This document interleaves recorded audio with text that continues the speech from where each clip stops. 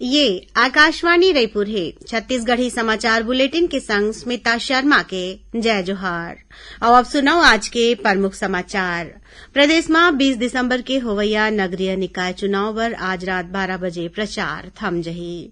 विश्व स्वास्थ्य संगठन हा सीरम इंस्टीट्यूट ऑफ इंडिया ले लइका मन बर बनाए कोरोना वैक्सीन कोवोवैक्स के आपात उपयोग ला मंजूरी दीन।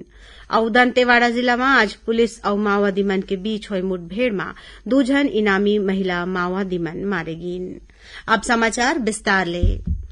प्रदेश में 20 दिसंबर के होवैया नगरीय निकाय चुनाव पर आज रतिहा 12 बजे प्रचार थम जही। एकर बाद कोनो भी प्रकार के चुनावी रैली, आम सभा और ऐसन चुनावी आयोजन में रोक रही। उन्हें लाउड स्पीकर के माध्यम ले प्रचार करे के समय सीमा आज रतिहा 10 बजे तक रही। ये नगरीय निकाय मन में 23 दिसंबर के मतगणना होही और यही दिन चुनाव परिणाम के घोषणा करे जाही। मतदान बर 385 ठन केन्द्र बनाए गे हवे, जिहां 8 लाख ले ज्यादा मतदाता मन अपन अधिकार के प्रयोग कर सकी। राज्य निर्वाचन आयुक्त ठाकुर राम सिंह बताइन कि चुनाव ले जुड़े जरूरी निर्देश सबो जिला के कलेक्टर मन ला जारी कर दे गे हे और कोरोना बर अलग ले प्रोटोकॉल तय करे गे हे। यही बीच कांग्रेस भाजपा संगरा दूसर राजनीतिक पार्टी मन अपन प्रत्याशी मन के पक्ष में चुनाव प्रचार करे बर जुटे हैं। मुख्यमंत्री भूपेश बघेल आज भिलई में कांग्रेस प्रत्याशी मन के समर्थन में रोड शो करेन और जनसभा घलोक लीन। ए मौका में विधायक देवेंद्र यादव और अरूण वोरा घलो मौजूद रही। उन्हें भाजपा नेता मन घलो आज आने निकाय में पार्टी प्रत्याशी मन के पक्ष में प्रचार करेन। बेमेतरा जिला में मारू नगर पंचायत चुनाव के प्रचार पर आज भाजपा के प्रदेश अध्यक्ष विष्णुदेव साय, भाटापारा विधायक शिवरतन शर्मा संगरा दूसर दिग्गज मन पहुंचिन। एक पहली काली भाजपा भिलाई और भिलाई चरौदा निगम चुनाव पर 16 बिंदु के संकल्प पत्र जारी करेन। विश्व स्वास्थ्य संगठन सीरम इंस्टीट्यूट ऑफ इंडिया ले लइका मन बर बनाए गे कोरोना वैक्सीन कोवोवैक्स के आपात उपयोग ला मंजूरी दीन है। संगठन के अनुसार ये फैसला ले कम आय वाले देश मन में और ज्यादा लोगन ला वैक्सीन दे जाए के प्रयास में तेजी आई। सीरम इंस्टीट्यूट ऑफ इंडिया के मुख्य कार्यकारी अधिकारी अदार पूनावाला ट्विटर में कहिन कि कोविड के विरूद्ध संघर्ष में यह एक ठन बड़े उपलब्धि हावे। राष्ट्रव्यापी टीकाकरण अभियान में देश में अभी तक 136 करोड़ 66 लाख कोविड टीका लगाए गए हवे। केंद्रीय स्वास्थ्य मंत्रालय कहे है कि काली 62 लाख 6 हजार ले ज्यादा टीका लगाए गिस। एति छत्तीसगढ़ में कोरोना ले बांचे बर अभी तक 2 करोड़ 97 लाख 73 हजार ले ज्यादा टीका लगाए गए हवे। राज्य के आने जिला में टीकाकरण पर विशेष अभियान घलो चलाया जावत है। यही कड़ी में राजनांदगांव में पाछू 2 दिन में चलाए गए विशेष अभियान में 35,000 लोगन ला कोरोना के दूसरा डोज देगीस। जिला में कोरोना टीकाकरण के पहला डोज के लक्ष्य ला पूरा कर लेगे है। दंतेवाड़ा जिला के अरनपुर थाना क्षेत्र में आज बिहनिया पुलिस और माओवादी मन के बीच हुई मुठभेड़ में 2 जन इनामी महिला माओवादी मन मारे गिन। पुलिस अधीक्षक डॉक्टर अभिषेक पल्लव घटना की पुष्टि करत बताइन कि मुखबिर ले सूचना मिले रही से कि गोंडेरास गांव के जंगल में बड़ संख्या में माओवादी मन मौजूद हैं। एकर आधार में पाछू रतिहा डीआरजी के जवान मन ला ओ जगह पर रवाना करेगी। आज बिहनिया जब ओ मन इलाका में पहुंचिन त माओवादी मन उनखर मन पर गोलीबारी शुरू कर दिन।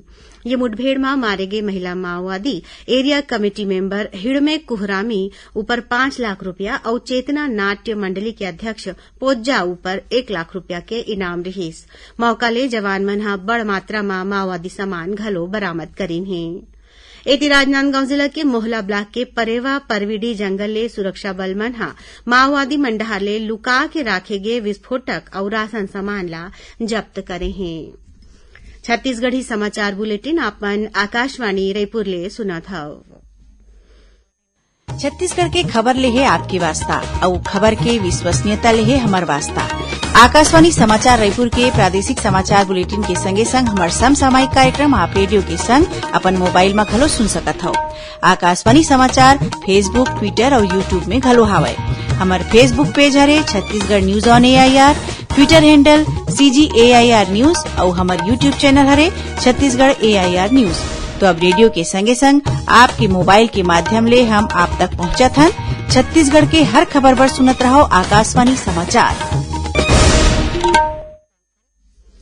अब आगू बढ़बो बांचे समाचार कोती। समाज ला एकता भाईचारा और समरसता के संदेश देवैया बाबा गुरु घासीदास के आज जयंती है। ए मौका में प्रदेश भर में कतकोन कार्यक्रम कराए जावत है। मुख्यमंत्री भूपेश बघेल आज लालपुर धाम में राखे गे गुरु पर्व मेला में शामिल हुईन। ए मौका में ओमन लालपुर धाम के शासकीय हायर सेकेंडरी स्कूल के नाव स्वर्गीय अंजोर दास पाटले के नाव में करे के घोषणा करिन। वहीं छत्तीसगढ़ विधानसभा में आज सेंट्रल हॉल में संत गुरु घासीदास के तैलचित्र में प्रमुख सचिव चंद्रशेखर गंगराडे, विधानसभा सचिव दिनेश शर्मा संग दूसर बड़े अधिकारी मन फूल चढ़ा के ओमन ला श्रद्धांजलि दीन।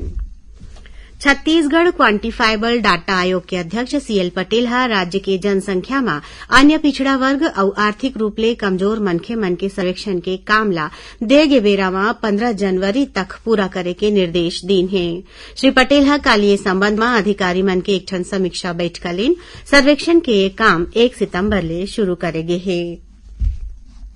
आजादी के अमृत महोत्सव में प्रादेशिक समाचार एकांश आकाशवाणी रायपुर डहरले राखे गे प्रश्नोत्तरी प्रतियोगिता में हमारे श्रोता मन बड़ उत्साह के संग भाग लेवत हैं।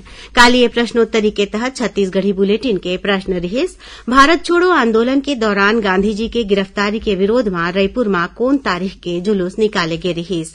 एकर सही जवाब है 9 अगस्त 1942। सवाल के जवाब में बड़ संख्या में श्रोता मन अपन जवाब भेजिन। फिर सबले पहली जवाब देवैया विजेता हवें बिलासपुर जिला के गांव परसोडी के रहैया चंद्र कुमार पैकरा। आकाशवाणी परिवार डहरले हमन श्री पैकरा ला बधाई और शुभकामना देवत हन। श्री पैकरा आकाशवाणी समाचार के नियमित श्रोता हवें। मेरा नाम चंद्र कुमार पैकरा है और मैं ग्राम परसोड़ी का निवासी हूँ। मैं पिछले 7-8 सालों से लगातार रेडियो सुन रहा हूँ। मैं सुनने वाले श्रोताओं को ये आग्रह करता हूँ कि रेडियो जरूर सुने। रेडियो से हमें कई प्रकार की प्रतियोगी परीक्षाएं, अच्छे कार्यक्रम प्रसारित किए जा रहे हैं आकाशवाणी से, उनको हम सुन के अपना ज्ञानार्जित कर सकते हैं। अब पेश है मौसम के हाल। प्रदेश में उत्तर पूर्व ले आवत शुष्क और ठंडा के सेती न्यूनतम तापमान में सरलग गिरावट दर्ज करे जावत है। मौसम विभाग के अनुसार अवैया 3 दिन में मौसम और ठंडा हो सकत है।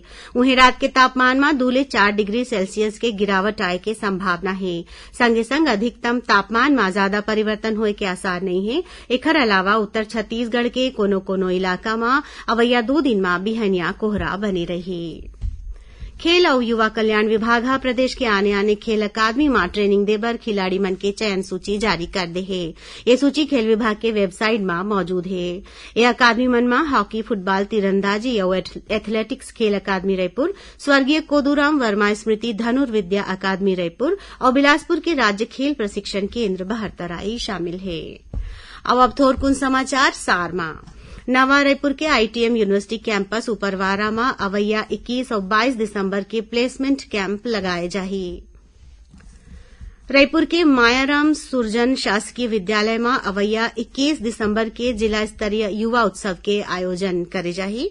ये उत्सव में आरंग, अभनपुर, तिल्दा और धरसींवा विकास खंड के चुने गए प्रतिभागी मन भाग लीही। अनुसूचित और पिछड़ा वर्ग विद्यार्थी मन मैट्रिक छात्रवृत्ति पर अब 30 दिसंबर तक आवेदन कर सकत हैं। और रायपुर में एक जन सेवानिवृत्त प्राचार्य ले 40 लाख रुपया के धोखाधड़ी के मामला आगुआ है। आरोपी लोकपाल अधिकारी बन के पीड़ित व्यक्ति ले आने पॉलिसी बंद होए के झांसा देके ओखर ले ठगी करेन। आखिर में प्रमुख समाचार एक गांव फिर। प्रदेश में 20 दिसंबर के होवैया नगरीय निकाय चुनाव पर आज रतिहा 12 बजे प्रचार थम जही। विश्व स्वास्थ्य संगठन सीरम इंस्टीट्यूट ऑफ इंडिया ले लइका मन बर बनाए गे कोरोना वैक्सीन कोवोवैक्स के आपात उपयोग ला मंजूरी दिन। और दंतेवाड़ा जिला में आज पुलिस और माओवादी मन के बीच हुए मुठभेड़ में 2 जन इनामी महिला माओवादी मन मारे गिन। एक संग छत्तीसगढ़ी समाचार बुलेटिन इहे सिरावत है। जय जोहार।